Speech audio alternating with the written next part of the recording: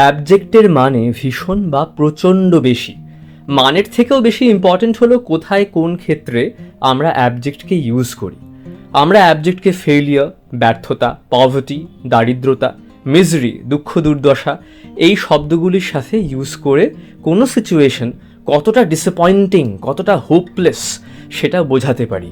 They used to live in abject poverty before their son got the job.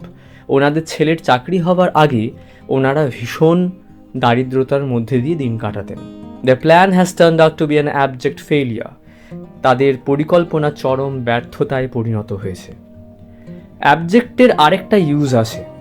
কিছু মানুষ অন্যদেরকে সম্মান করার নামে এমন বিহেভ করেন যে তাদের নিজেদেরই কোনো সম্মান থাকে না, সে পারলে মাটিতে লুটিয়ে পড়ে আর কি।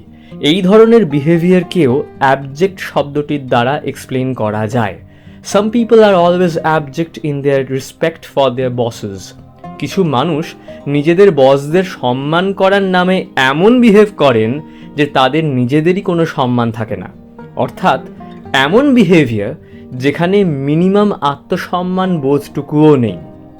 এরকমটা প্রাইভেট সেক্টরে ভীষণ হয়।